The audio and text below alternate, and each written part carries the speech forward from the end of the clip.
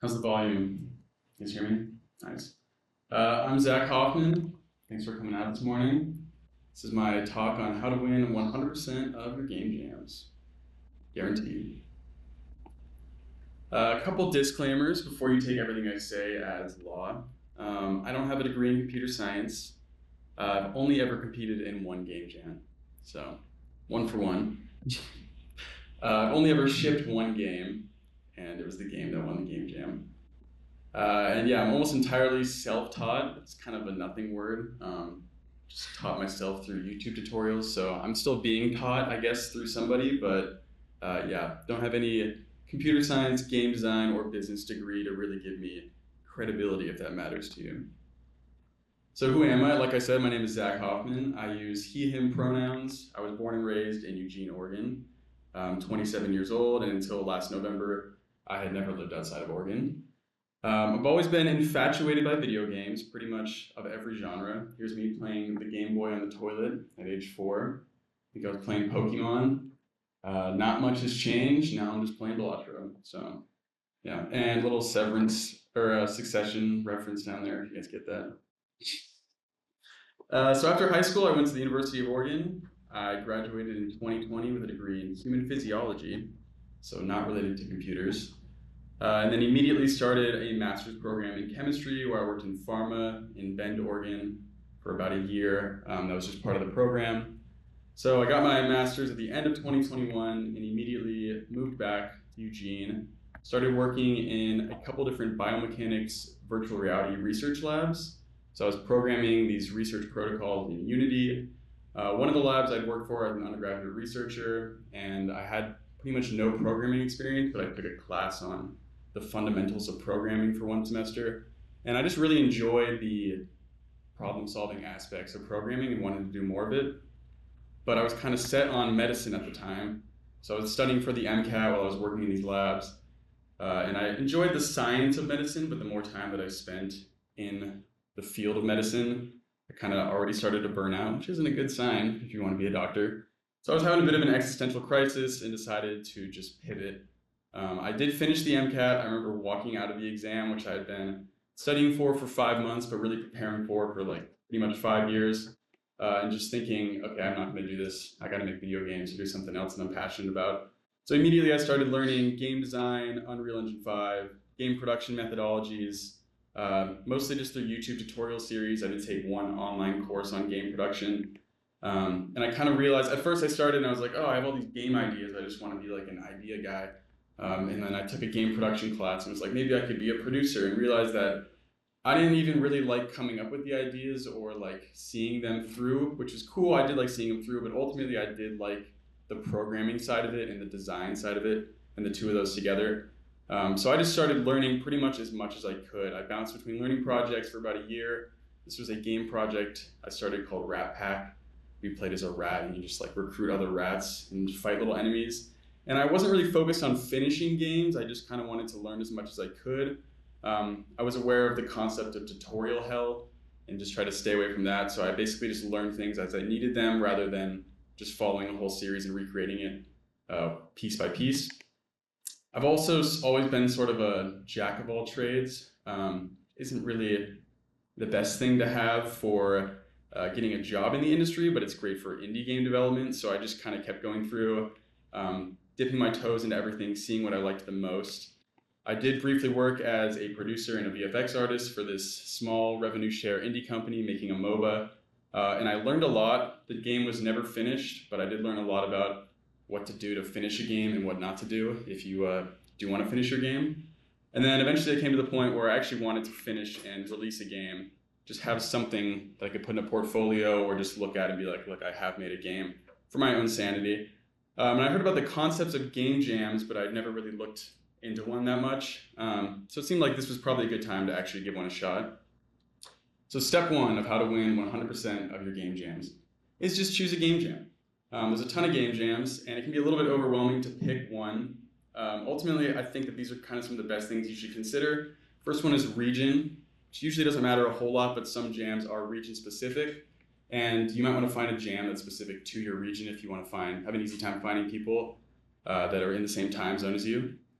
Another one is timing. This is a big one. Definitely find a jam that has a start date and a duration that works best for you. Ideally one that is around a holiday or at least doesn't overlap with midterms or finals or any big work milestones. You want to have as much time every day to put into working on this project. And if you have other distractions going on, it's just going to take time away from that. And then restrictions, this can kind of be a big one. You want to read the rules of a jam that you're looking into.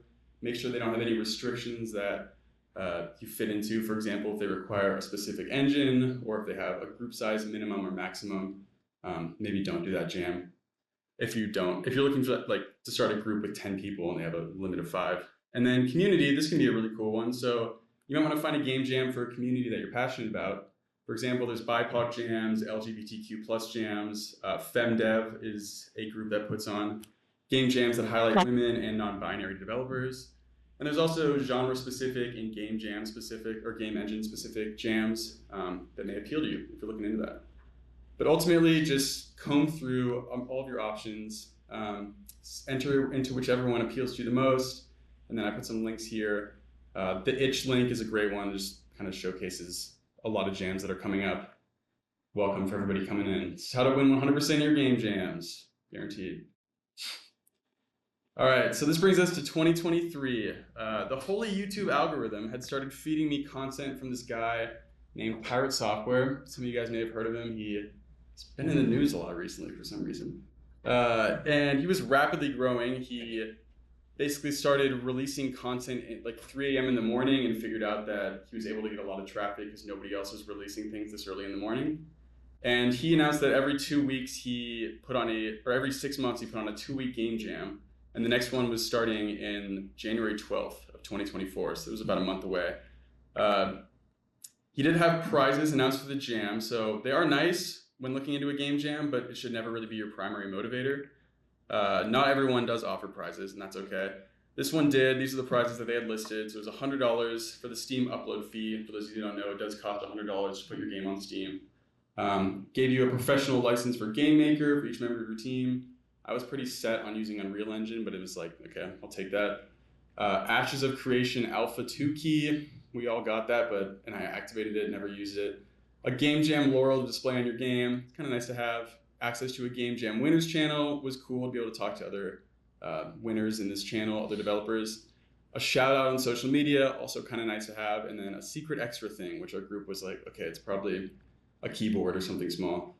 Ultimately, no prize that you're ever going to get from a game jam will be as valuable as the learning experience. So just don't even consider the prizes that much when you're looking into a jam. Step 2 of how to win 100% of your jams is to find a team, or don't. I personally would recommend doing it with at least one other person, unless you really don't like working with other people or you're like hard set on being a solo developer. I think you're going to get a lot more out of the experience working with others. It's a lot more fun. You're going to learn more cross-discipline just from what it's like to work in a team and from, having an artist on board. If you're a programmer, you'll learn a lot about the artist development pipeline. And mostly, your game's probably just going to be better if you have more people. It's more hands working on the project, more hours going into it. So just hit up any friends that may be interested in game development or just anybody interested in creating any kind of art. See if they're interested. You can look into online communities. Game jams usually have channels set up in Discord or anywhere else for people to find teams. And then when you're creating your team, you should really try to diversify your skills. So you'll find the most success if you have somebody that can do visual art, someone to do programming, someone to do audio. Also having somebody that can manage the production side of it with like product management is nice. Having a writer can be useful depending on what kind of game you want to make. Having similar availability is pretty big. You want to be able to work in a call at the same time, or at least be able to communicate on the fly with each other. If you're in different time zones, this can be difficult, but really depending on everybody's availability, it might not be an issue. And then also having similar commitment and expectations. So some people are going into a game jam and they just want to make a game. They don't really care about the quality of it. They just want to learn from the experience, and that's totally fine. Someone else might want something they can add to a portfolio, and they may be trying to actually win the jam. And if you don't communicate those expectations ahead of time, you're kind of bound to have somebody be disappointed at the end. So just try to communicate that with your group when you're forming a team. And then another part is choosing your tools. So you should also be deciding what tools you're going to use to get the job done when you're making your group. So figure out what engine you want to use, ideally one that at least one person is familiar with. If one person's familiar with a certain engine, they can teach everybody else how to use it while you're doing the jam to some degree. If nobody knows how to use a certain engine, you're just going to be learning how to use it instead of actually working on the game. So it's not ideal. And then try to get on the same page for how you're going to communicate, what you're going to use for version control, which you're definitely going to want version control, especially if everybody's working at the same time in the engine.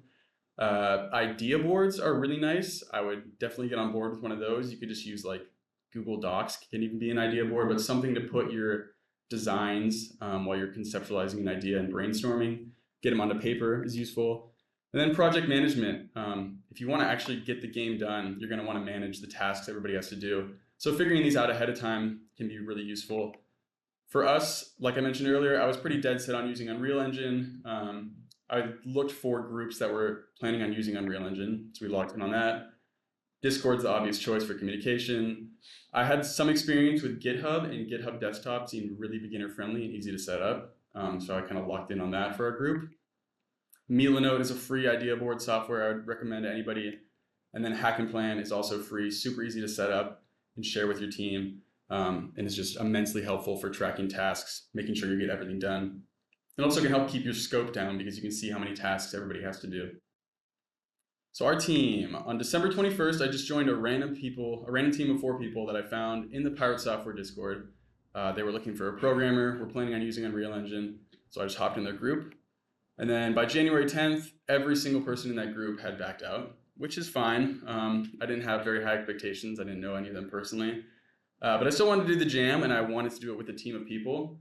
So I convinced my friend Austin, who lives here in Austin, to join. And then together, we got 3 more of our friends to come aboard just in time for the start date, which was the day after that. So we had our 5 just in time. It was me doing the programming, game design, and project management. My friend Austin doing audio and level design. Our friend Kobe doing graphic design and environment art. Our other friend Alex, who lives in the UK but has really like flexible availability, was our narrative writer. And then my friend Sam was doing 3D modeling. He was also working in medicine at the time, so he couldn't commit a bunch of time, but just wanted to try out a game jam, so he came aboard. Step 3 of how to win 100% of your game jams. This, I think, is probably the most crucial one. Follow a strict time plan. So before day 1 of the game jam, I watched some YouTube videos just on miscellaneous advice, best practices for having a successful game jam. And I noticed a very common theme was developers spending at least half of their time just on playtesting and polish. So there was this analogy of if you have 12 hours to make a game, spend the first hour conceptualizing and designing. So that's where you come up with you brainstorm your ideas, you come up with how you want your mechanics to look or feel, how you want the game to look, all of that. Spend hours 2 through 6 implementing. So this is where you actually make the game. You're putting stuff in. And this is basically you stop at 6 p.m. You do not add any more mechanics, anything else to the game at that point. You spend the entire back half of the 12 just testing and polishing, fixing any obvious design issues that aren't going to require rewriting anything major, but bug fixing and just trying to make it as smooth of an experience for the player as possible. So half of the time, you're actually not even implementing anything. You're just polishing and trying to get it to feel as good as possible. And time is going to be really tight no matter what the game jam is. The one we did was 2 weeks, but still like 2 weeks you want to spend every single day maximizing the time. Make sure your team is on the same page. So we scheduled a time for all of us to meet and go over ideas as soon as possible after the theme was announced. I definitely recommend doing the same. And then also have as many organizational tasks completed ahead of time as possible just so you can focus on development. So get your Discord server set up, have your version control application picked out and have everybody install it. I don't think you can actually like upload your repository until the game jam starts. They may have rules around that. You definitely can't make your project until the game jam starts, but have your idea board, your product management software, Google Docs, all of that created and shared with everybody so you don't have to worry about fumbling with that once it starts. So day 1, 3 a.m. Pacific Standard Time on January 12th, they announced the theme, which was It's Spreading. So this theme centers around making a mechanic or narrative that consumes or expands in some way. So I'm sure you guys reading that come up with your own ideas that pop into your head. It's kind of one of the fun parts of the jam is just the initial conceptualization, trying to figure out how to dissect that theme. So we immediately hop into a Discord call at 9 a.m. and just started digesting it, brainstorming. We immediately created a new Unreal Engine 5.3.1 project. I uploaded it to GitHub, made sure everybody cloned it so we were all on the same page and able to work in there. And then we spent literally the entire first day just brainstorming. We didn't put anything into the engine. We just came up with ideas. We had 2 weeks to work on this, so I wanted to make sure that like everybody was on the same page. Everybody felt like they were comfortable with the idea. Nobody felt like they didn't have their input provided or wasn't being accounted for. So we just put all of our ideas into our idea board. We slept on it, just thought about each idea and which one we thought was the best. So this is step 4. Choose an idea that fits your skills and the theme. So whatever idea you come up with, it should definitely play to the strengths of your group. And this doesn't mean that you should only make something you already know how to make. The point is to learn. It's the whole point of a game jam, really. However, for example, if you don't have anybody with writing skills, I wouldn't go for a dialogue or narrative heavy game. And if you don't have somebody comfortable with audio production, you probably don't want to make a rhythm game. Do not take the theme at face value. Every game jam winner I've ever seen when I've looked into game jams has had a unique and creative interpretation of the theme. So that means the first idea that comes to your mind when you read the theme is unfortunately probably not a unique interpretation. It might be, but it might not be the most creative you can think of or really that thought out. For example, if a game about spreading jam on bread, that's a pretty surface level interpretation of its spreading. Not to say this can't be a fun game, it just might not come across as very thoughtful to any players. And for this jam in particular, there was a whole category in the judging on specifically how creative your interpretation of the jam is. And I think regardless, players that go into a game jam are going to look for ideas that take the theme in a unique direction, not the one that really just goes for a surface level interpretation. And one of the things you should be looking for when selecting an idea out of all the ideas you come up with is finding the hook. So game jam players are going to be trying out dozens of games or more. And usually they won't stay with a game for longer than a minute or two unless there's some kind of hook to pull them in. So hooks can be from the game's narrative, it could be the visual style, it could be the sound design, it could be some interesting gameplay mechanics. But once you've determined what this hook is, you want to put most of your development effort into fleshing it out and bringing it to the forefront of the experience. And so a hook can kind of be a unique interpretation. Sometimes if you have a really unique interpretation of the theme, that can pull people in to try the game initially. But if you want to keep them playing for longer than just a minute or two, you're going to need an additional hook in the actual game feel to keep them in the experience. And then the last and the most important thing to consider if you actually want to finish the game is the scope. So start with a small scope and keep it small. This is a very big one. You need to be absolutely certain that you've selected an idea with a small enough scope that it can be finished in the time frame of the game jam.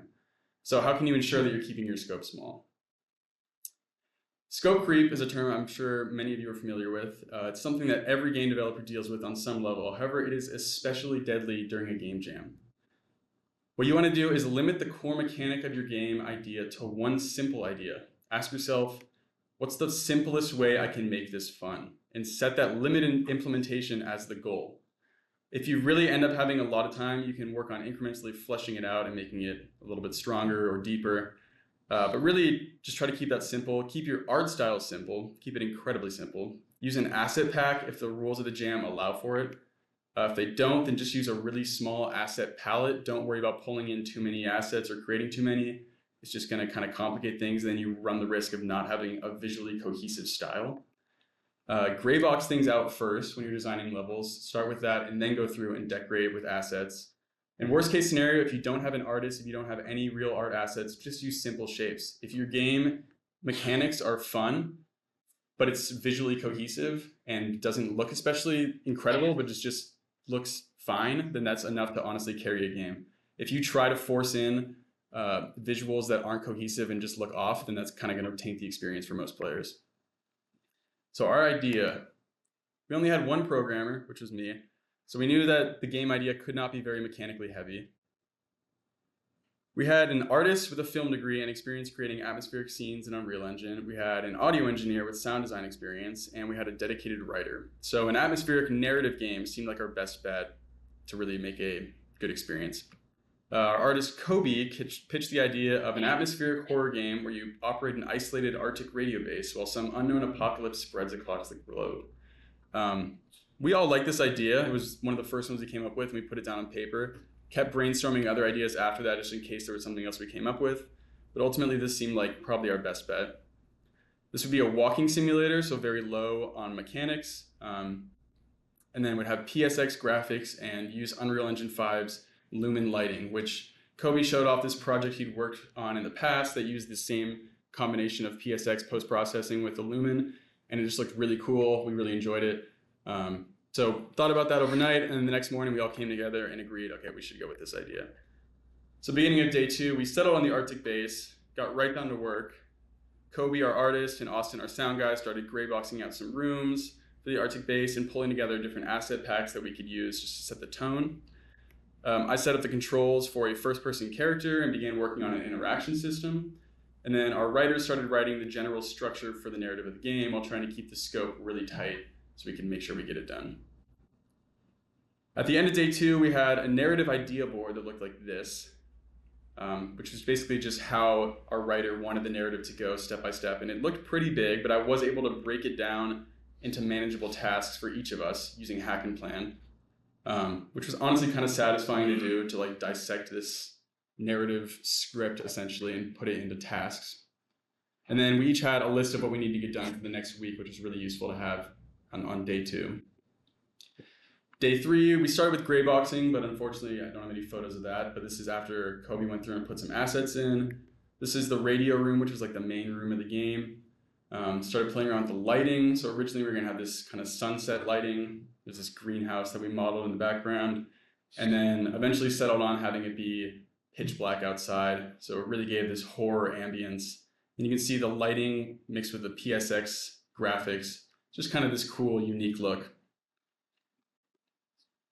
So step 5, this is a really important one as well. Playtest early and playtest often. So get your game into some kind of playable experience as early as possible. So if you have just one mechanic, maybe make a really simple level and that showcases that mechanic and just play it as soon as possible. If you can have other people try it out and see if it's fun or what you need to change about it, you can get ahead of that early on instead of having to change things later on in the experience or throughout the jam. Have your team regularly run through the game, like at least a dozen times a day. You should be actually playing through the game and testing things out. And you're gonna get so used to the experience that you're probably gonna have tunnel vision and miss a lot of things.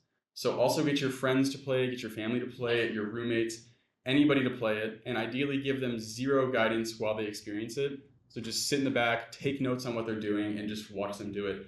This is huge because, like I said earlier, you're gonna miss a lot of things. You're gonna be so used to the experience that you're just gonna think, oh, I need to go here now. But anybody else that is not familiar with how you developed it is gonna be lost for the most part, unless you have a very clear direction for your game.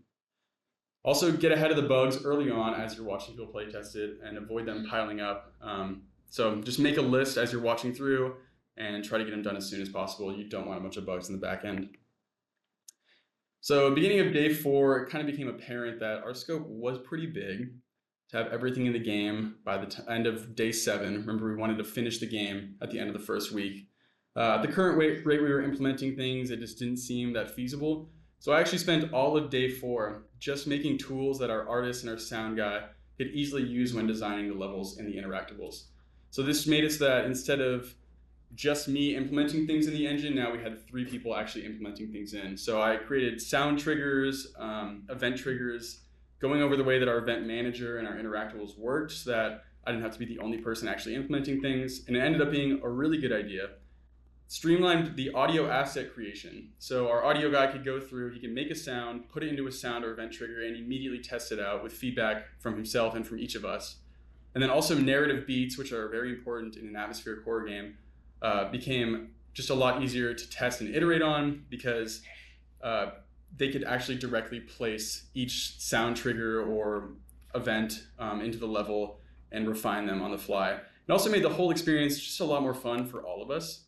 It felt like we were all doing game development. At first, it was kind of like someone was making the sound and passing it off, and then someone was designing the levels, and I was doing all the programming, but it was sort of like separate, all working together, but now it's like we were all working together on the same project, each able to refine kind of each element of it to some degree, which made us motivated to test through it more often, because you're going to find that you're going to kind of burn out on playing through your game, especially once you play through it 50 times. You're going to need something to make the experience a little more enjoyable. So days 5 through 7, end of week 1, we held on to that hard deadline that we needed the narrative to be finished and implemented by the end of it. And luckily, we were actually able to meet that deadline. I think we put the ending sequence together on the morning of day 8. And we got pretty lucky because there was this big ice storm in Oregon at the time. So I got 3 days off of work and just had like 3 days to work on the jam. But yeah, we were really happy with the way that the game was looking at the end of week 7. This is this world board that we had in. So as this apocalypse spread across the earth, these lights would turn red, and it just added a bit of environmental storytelling, kind of fit the theme together. It was just great to get this all working. So step 6, prioritize game feel and presentation. So I put a picture of Steve Swink's book, Game Feel, here. I think it's an incredible read. Recommend that everybody reads it if you haven't.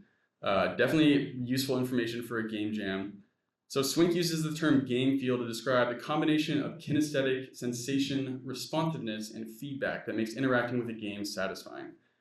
And like I mentioned earlier, the vast majority of people who try a game who don't know you personally they have like a 2-minute window before they decide whether or not they want to continue with the experience or try something else. There's dozens of options, sometimes hundreds or thousands of games that they can try. You need something that pulls them in. So the first 3 things that stand out, first impressions are huge. First things that stand out, clear UI and gameplay objective. So you want the UI to communicate what the player should be doing. And not every game needs a UI indicator telling you what to do. With our game, we actually went with a minimal to no UI approach. We wanted it just to be atmospheric, have nothing on the screen unless they really needed it. But then your game objective needs to be clear. The player should know what they need to be doing pretty much at every moment. If they get lost for longer than a few minutes, they're probably just going to put the game down. Next thing is immersive music and sound effects. And this doesn't need to be AAA quality, but it should definitely help pull the player into the experience and embody whatever they're controlling. You need tight, responsive, and intuitive controls. This is a must for any gamer.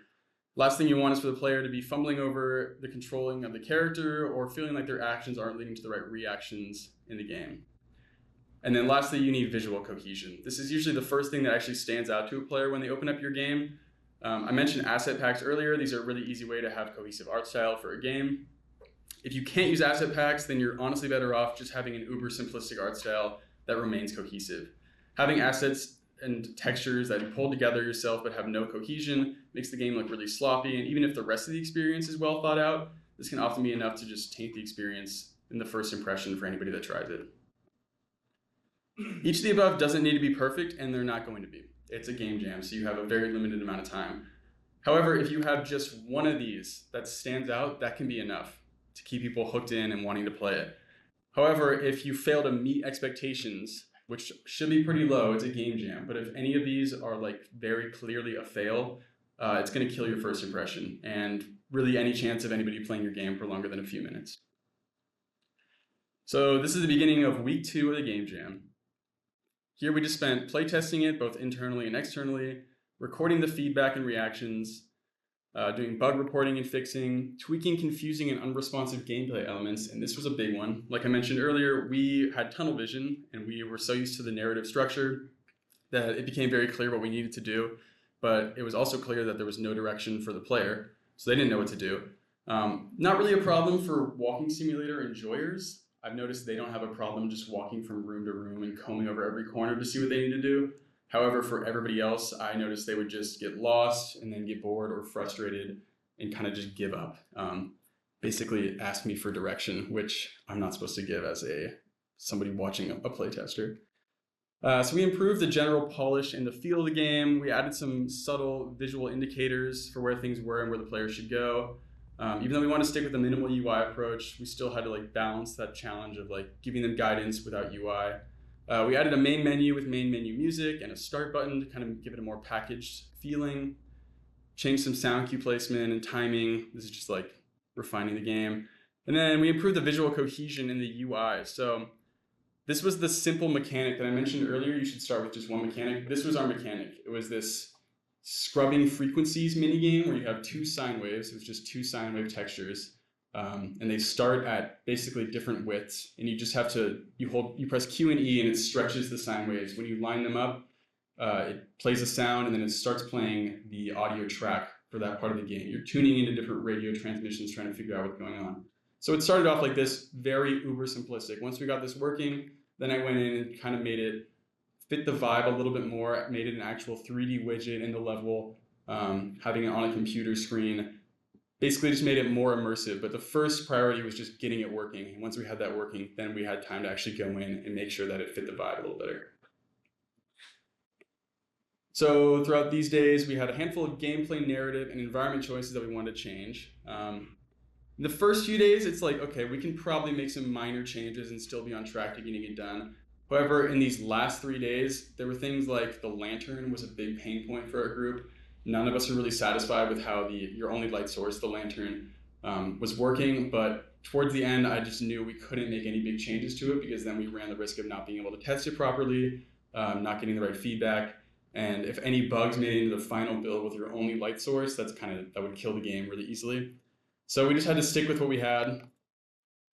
And the next step is submit early and submit something. So you should be giving yourself ample time to submit before the window of submission closes. Think of Murphy's Law. If something can go wrong, it will go wrong. And I'll give you an example of that in a second. It's almost a guarantee that there will be things you wanted to add to the final build that didn't make it in. However, do not let that stop you from submitting whatever you have. Oh, I wasn't supposed to go there. Yeah, no matter what you have in the end, just submit it. Your game's never going to be perfect, and for a game jam, good enough is usually the best you can ask for, so whatever you have, just turn it in. On the very last day of the jam, the submission deadline was January 26th at 8 p.m. Central Standard Time.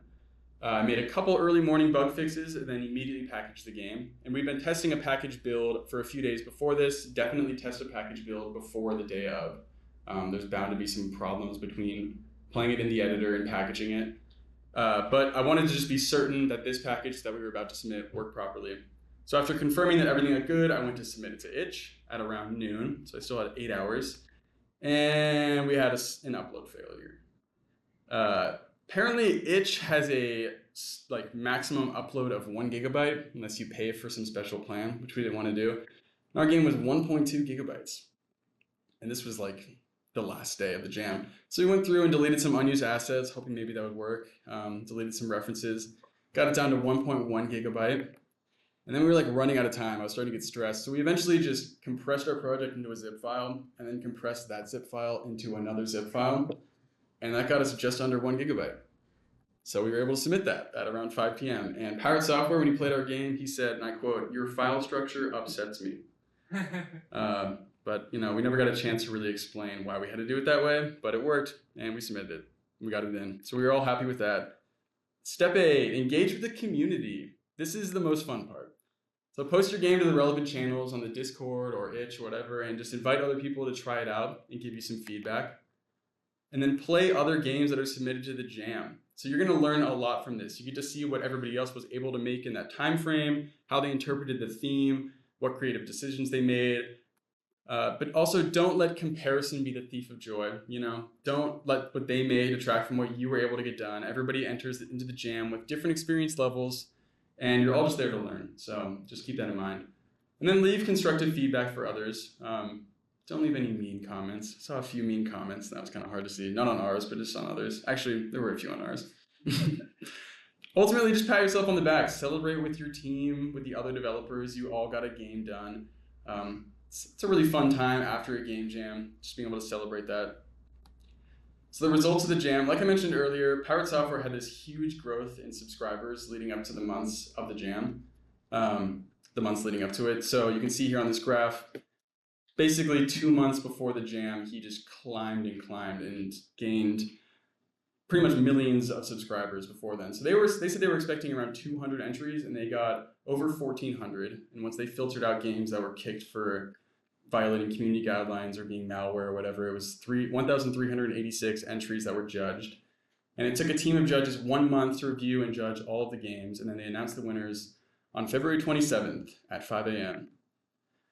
So I woke up one morning, I was still in Oregon at the time, and my phone was blowing up with Discord messages. And it was a guy that originally the first group that I joined with, and then they all backed out. He was just messaging me to tell me that this guy, Pirate Software, was playing our game on stream and that it looked really good. So I was able to pull up the stream just in time to see him finish playing our game and then immediately announce the winners. And this was my reaction, like pretty much exactly seeing that. I was just completely shocked. None of us expected to win at all. We talked about the possibility of maybe breaking it into the top 10 if we got lucky, but none of us absolutely ever fathomed getting first place. Immediately we hopped into a Discord call. We were freaking out, hyperventilating, and just dissociating. The whole week afterwards was just like completely surreal. So I mentioned the prizes. He did announce afterwards that this secret extra thing was actually $15,000, which was kind of insane. Uh, yeah, that was nuts. And then it was also 7,500 to second and third place, which is well deserved. So this, along with the high of winning the jam, was just a really big motivator to our team. We wanted to turn You Left Us, which was the name of the game, into a fully shipped game. Started a game studio and just set this goal to have the game beefed up and finished by October of 2024, just in time for a horror season around Halloween. And this is step 9. This is the last one. This is the most important one. You can disregard every other step that I gave you guys. If you want to win 100% of your game jams, guaranteed, you just gotta have fun. But seriously, the only way to lose a game jam is just by having a bad time. I saw a handful of people that were just really unsatisfied with the results of the judging, especially after the prizes were announced. And if you just keep a positive mental, realize that you're in there not to get first place, but you're doing it to learn, just to make something, to have fun. You're guaranteed to have a good time. Not everything's going to go according to plan. I'm sure all of you have worked on group projects as adults. You realize that not everybody puts in the same amount of work, but that's okay. As long as you're there just to realize that it's for learning, it's for having fun, it's for making something. You should have a great time. Just keep a positive mental throughout the whole experience. That was like one of the biggest strengths of our group, was we never let any of the issues that we came across really get us down. We like talked through it with each other, made sure we had each other's backs. And like I said earlier, we never had the expectation of getting in the top 10. Still, if we never won or even got in the top 10, I would have considered this a winning experience. I'd say it was definitely worthwhile just from how much we learned, the friends I made along the way, and how much fun it was overall. So after winning, this is our wish list for the game on Steam. So we actually had radio silence from the Pirate Software team for like a month after winning. And then it was another month after that till they actually got us the prize money. So it was just kind of a strange time, I guess, like not hearing anything from this team. The other developers too were like, okay, what's going on here? Kind of took the wind out of our sails a bit. We ended up not even putting up our Steam page until a month after winning. And then we saw a large initial boost in wishlist, but we really didn't make much of an effort in like marketing the game throughout the development. So this first peak is when we first released it, and the second peak, or the first peak is when we opened the Steam page, and the second peak is when we actually released the game. And really just the overall motivation for the project began to falter over the next few months. This is kind of a cautionary tale on if you're going to take a game from a game jam and turn it into a full release. You want to make sure it's something that everybody is still on board for. That pressure that comes with the initial competition and the time crunch just isn't there anymore to really fuel you. So you have to find your own motivators to get through it. Weekly meetings started to get missed. Milestones weren't really being met on time. Our team had a bunch of other game ideas that we were honestly just more passionate about, and that kind of took precedent over finishing You Left Us. I was also probably wearing too many hats. I was still the only programmer. I was the only person really doing project management. I was mostly the only person doing the game design. I think if we had one other person to take over on the project management side or something, or another programmer, things could have been streamlined a bit better. But, you know, hindsight's 2020. So we did release You Left Us onto Steam October 2024. And besides really just like posting on socials where we have like very minimal followers, we didn't make much effort to release it at all. It was kind of at the point where like I didn't want to work on the game that much longer. I kind of just wanted to release it, and like I was happy with the state it was in, but I didn't want to like take it for another year. I had other things I wanted to work on. So currently it's only sitting around like $600 in total revenue. I guess technically 15,600 if you count the money that we won. I don't really count that though. I do have some desire to revisit it and update it in the future. We only have positive reviews, but we just didn't get it into enough hands for that to really lead to many sales or anything. Our wish list count could have been a lot higher. It's a big thing about marketing a game, is you want to have enough wish lists when you actually release. And we knew we didn't have enough wish lists at release to get a lot of sales, but still we just like wanted to have something out there. Likely going to put the full version onto itch. Right now we just have the game jam version sitting on itch, and that's apparently where people find a lot of independent horror games, so I think that'd be a good idea. Probably send it out to content creators if we wanted to get a slight boost, but ultimately I am proud that we were able to finish the game and ship something in the end. That was my initial goal, and we did that. Winning was a boost. That was nice to have, but finishing the game was ultimately what I'm proud of. So what now? I moved to Austin in November. There's a big game developer scene out here. I kind of realized I wanted to make this my goal in life, and I love Austin. I've always wanted to live out here. Definitely want to do another game jam now that my life has kind of settled down a bit, but I am working on a new game. That's where I get to plug my shit. This is a sandbox chat room game called Duck Duck. It is a complete departure from the previous genre, as you can tell by the art style. But it is personally one that I am a lot more interested in. So we just put our Steam page up. You can look up Duck Duck if you want to wishlist it. Please do. You slide, glide, dive, and drive through an island full of secrets while you collect loot and materials to build your own nest, which is kind of like your player housing. There's a bunch of wacky interactables. It is a multiplayer chat room game. And then you get to nurture and customize a flock of loyal ducklings that help you gather things underwater or in bushes throughout the island. Yeah. Wishlist Duck Duck on Steam. You can buy your Left Us. It's on Steam. It's going to be on sale, like I think tomorrow. And feel free to connect with me on LinkedIn. Don't use that often, but there I am. So yeah, I'll open it up to questions.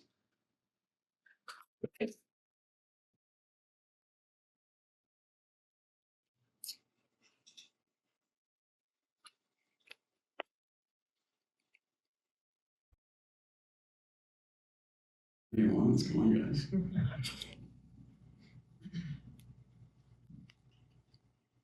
I'm just gonna go order front to back.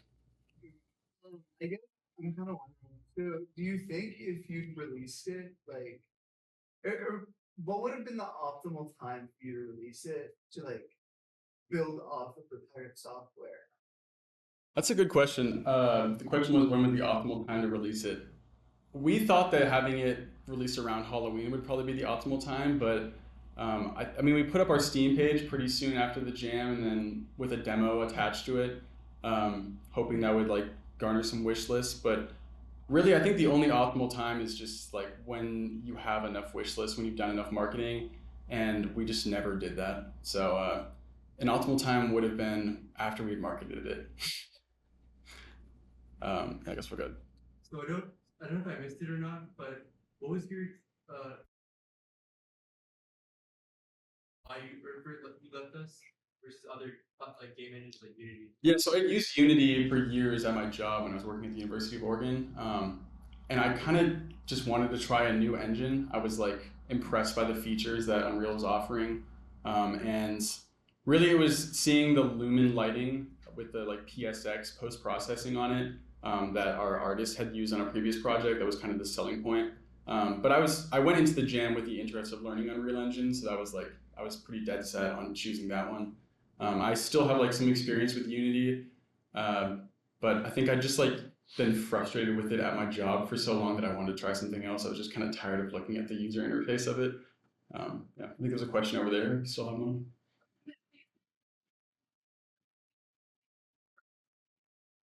Yeah.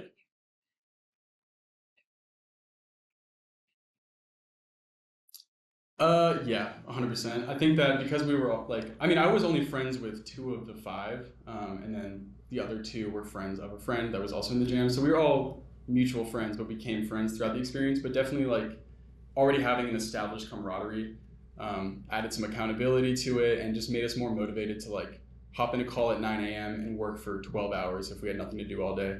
Well, if you're with random people, I think it is a lot harder to reach that, but it really depends on the group. I mean, I think if you can form a group with at least one person you know and a few randoms, then and you're like actually able to motivate everybody, which goes into like keeping that positive mental, then I think you can find the same success. I don't think you need to do it with your friends, but it definitely was very easy having like gone into it with friends.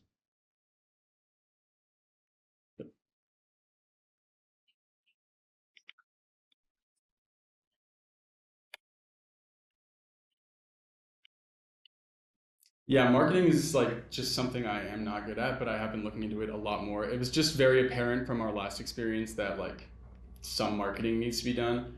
So for this one, I'm already looking into like we just started making a trailer for it because we just got the Steam page up.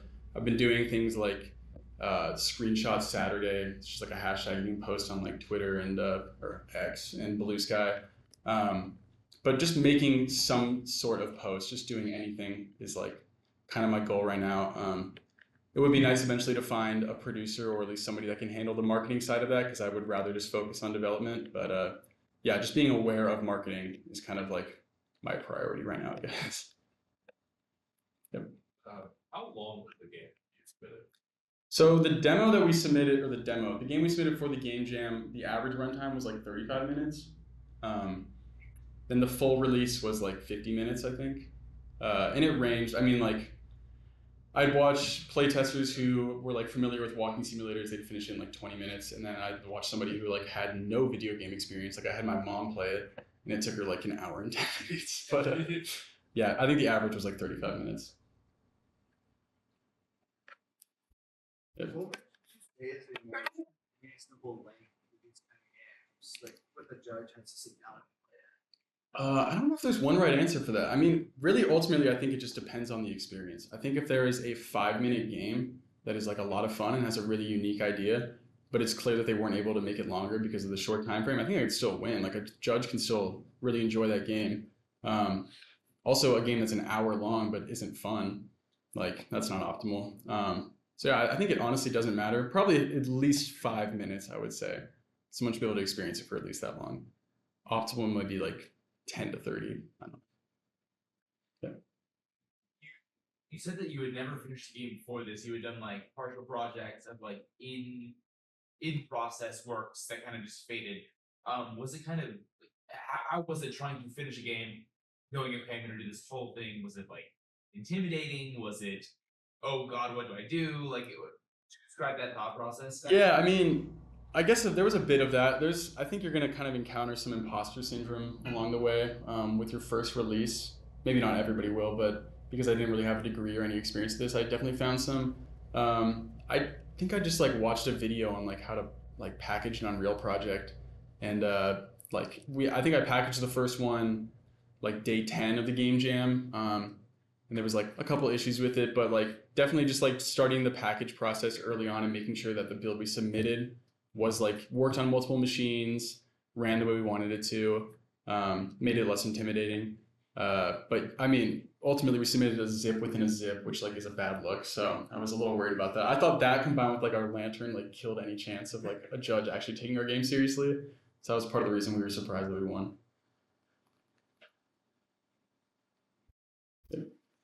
So you're making this game for a game jam, and then after you guys landed on like this horror ideas horror game, did you research other horror games, and did you consider like a target building it for that like before like the target audience? Yeah, definitely. So our sound guy and our artist are pretty big into horror games. We actually like do now that I live here, we do like horror game nights like once a month. But they had like other games that they were kind of inspired by when coming up with that idea. So like one of them was No One Lives Under the Lighthouse. It's like a pretty similar game, similar art style. Yeah.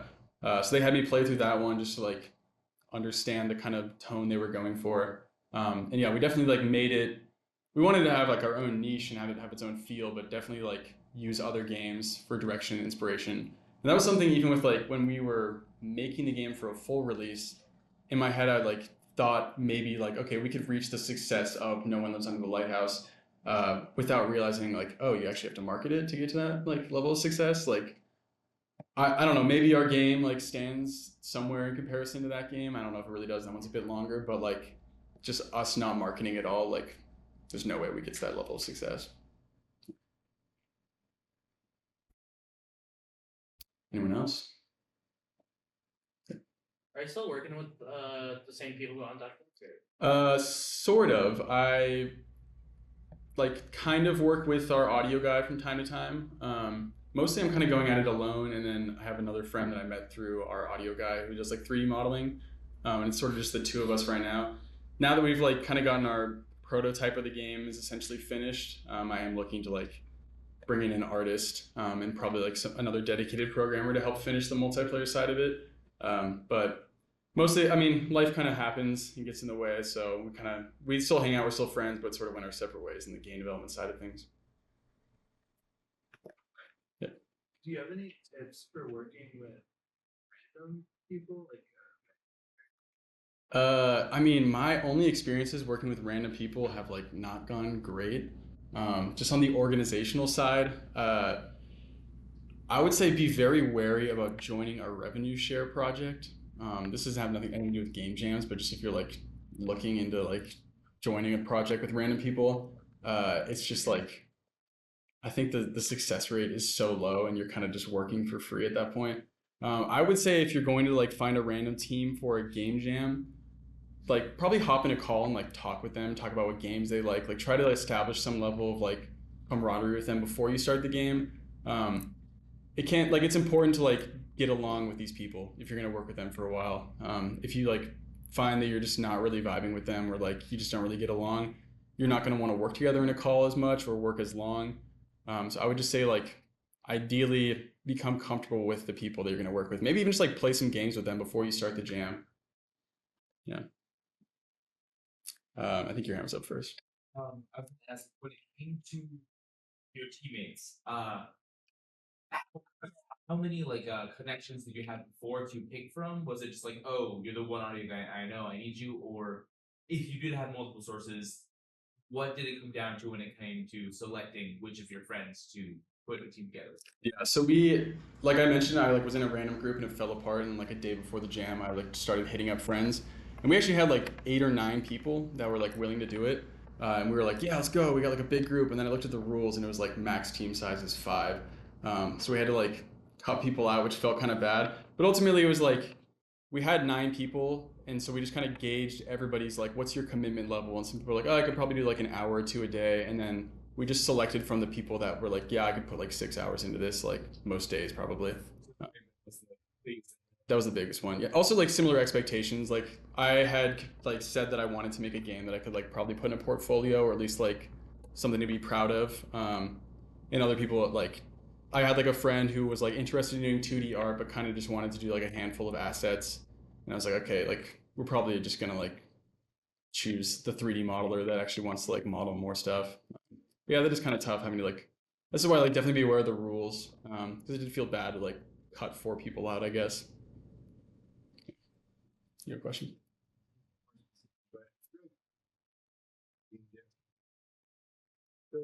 My experience is whatever, right? Like, and especially for like different experience level. Yeah, I mean, I didn't have experience with that for this game jam. That definitely does seem like it'd be a challenge. I would say just like try to probably like section off who's gonna work on what. So like if one person's gonna work on like just like level actors or like things that I don't know, maybe have one person just do controls and have another person do like interactables. But I actually don't have like a good answer for that.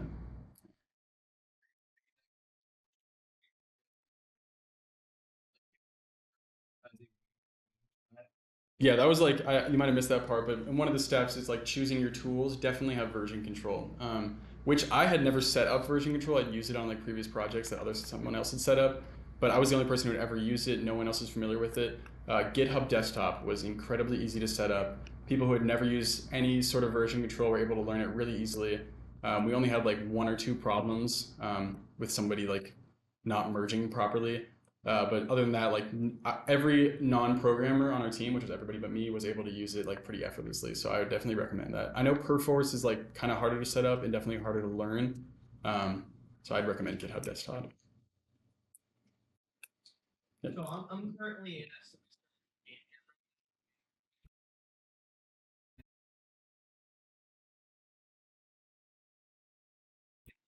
so can you elaborate?